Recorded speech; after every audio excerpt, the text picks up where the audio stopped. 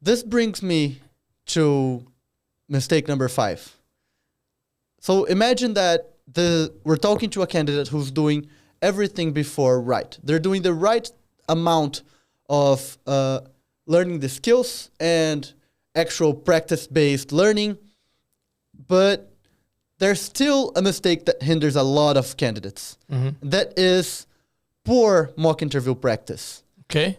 They're doing mock interviews with bad case partners, or they're using poor cases, and they feel like they're being productive, but they know in deep down that they're not learning a lot in those mock interview sessions. And we can extend that also to bad drills or bad case books. Yes. Right. I guess that's where the bad cases come from. Yeah. So the problem here, like, it's obvious to anyone that if you're practicing wrongly or with bad tools, you're not going to get anywhere. Yeah. The problem for beginners is that they don't really know what a bad partner looks like.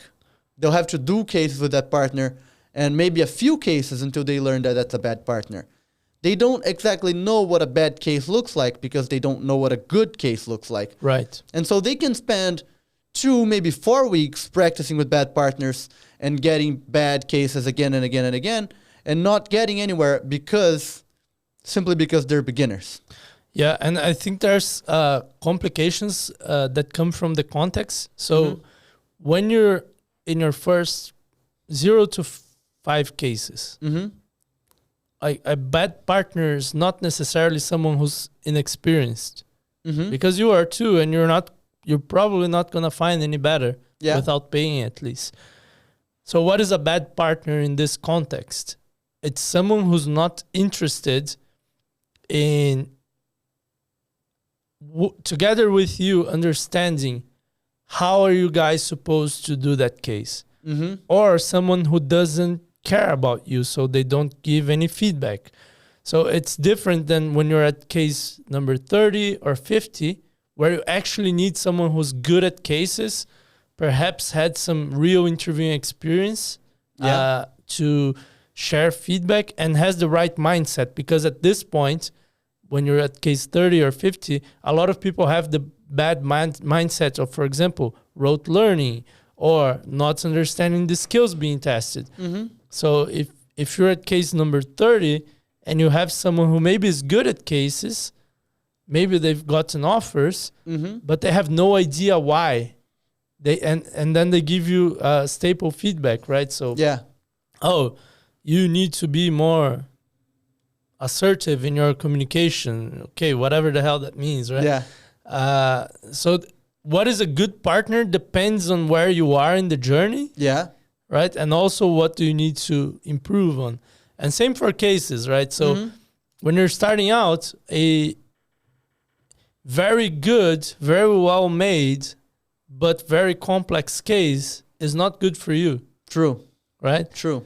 And yeah, but there are some things that I'd say are common. So for cases or drills, very good answers that explain why is very good. Yeah. Regardless of where you are in the scale. What else would you say? So I'd say the problem for beginners is when they get cases that are too simple, but don't tell you that they're too simple. Like, maybe you want simple cases to begin with, estimations, profitability cases, but what you get instead are, very, very simple consumer goods, market entry cases. And you get the feeling that that's what you're going to get forever, that that's what you're going to get in the interview. Another problem is that you see that a lot in case books.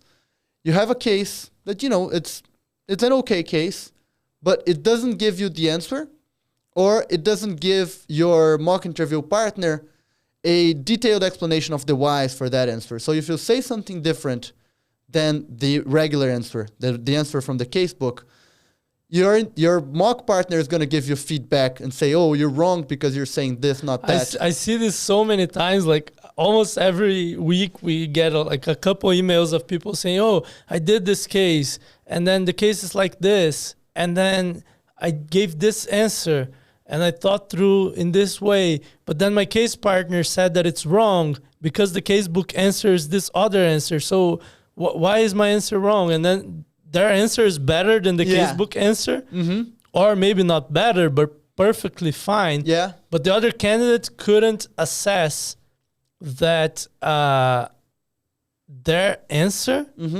was different yet good, or even better. And I think that like ideally, right?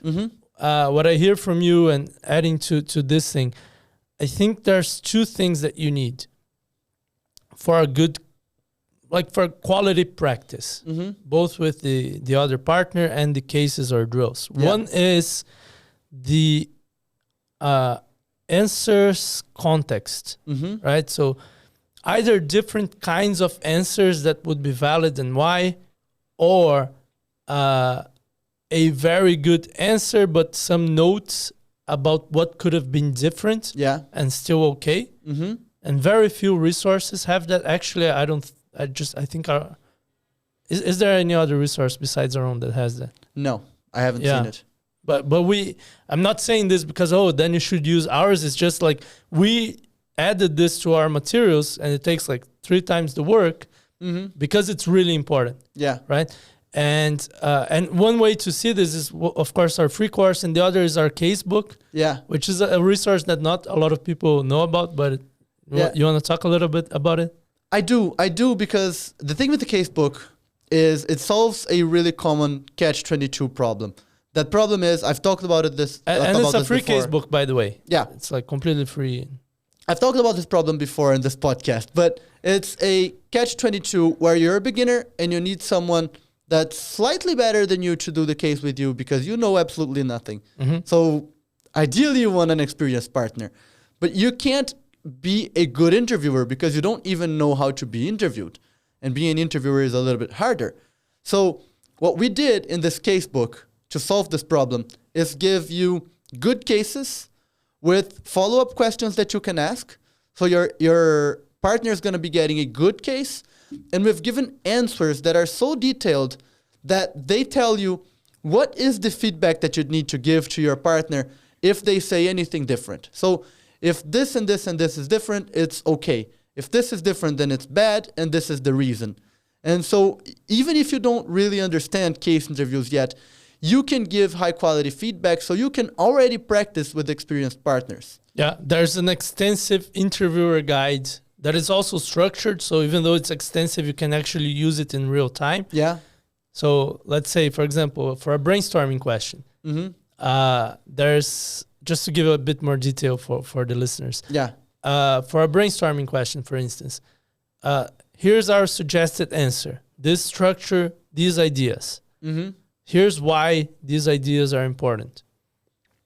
Now, here are alternative structures that they could have used that would have been as good as or almost as good as, and we give some guidance there. And then also for the ideas within the structure, and obviously the structures fit the same ideas, otherwise they would be wrong structures. Yeah. For the ideas, these are the critical ones that if they've missed, it's a big deal. Yeah.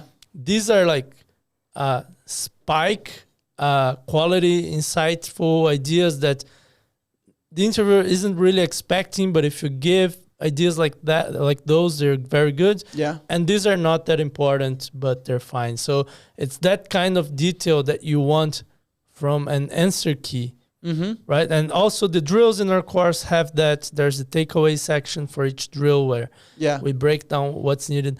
Now, the other thing that I think is useful for quality practice is meta information about the case or the drill. What do you mean? As you said, I don't think I've ever used this term before, but as you said, if you have a simple case, but you don't know it's simple, that's bad.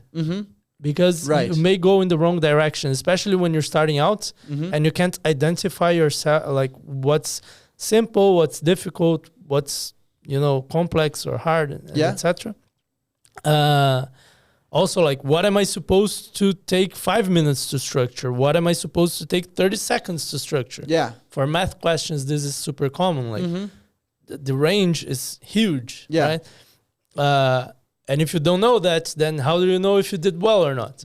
Yeah. Right? Also, like one example for estimations, some estimations they require a more precise answer because the answer is more findable through assumptions. Yeah. While other estimations are like shots in the dark, like estimates the market for VR, headsets in 2050. Like no one's expecting a precise answer for that. It's Yeah. like an order of magnitude answer.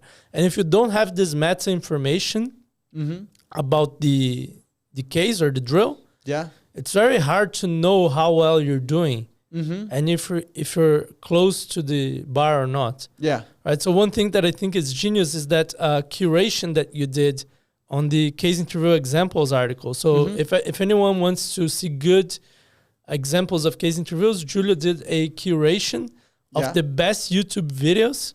The 9 best. The 9 best YouTube videos. And we update that frequently. With like all the videos that you find on YouTube, if you look for case interview examples, he's watched them all and curated the 9 best. But what I think is genius about it is you have meta information. So you have like, is this case realistic? How hard is it? Yeah. How good is the performance of the candidate? Would they have passed or not? And then you have other information like, hey, there are these mistakes in the case. Also like comments about the candidate performance, like the candidate's performance was good, but at this point of the case, they didn't do so good. So Yeah. and I think that's genius because not only are you watching a quality case, and that's not actual practice, it's just watching, right? Although you could practice with it, but it's an analogy. Not only are you watching a good case, but you also know its shortcomings. What are you supposed to take away from it? Yeah. What is not so great about it? And if you want to check that out, you can search on Google for crafting cases, case interview examples. But yeah, that's one example of a meta information. Yeah. And it's very hard to find that. Yeah. I think that to sum everything up from this mistake, the way that candidates can solve this, I think, are 3. One of them is going through our free course, Case Interview Fundamentals. When they do that, they'll learn to identify good from bad cases. It becomes pretty clear to them the level of nuance that the questions need to have and the level of difficulty. And they also become sort of intermediate in terms both of doing the case but also giving feedback because they now know what needs to be done and how. And so they kind of jump to the intermediate step.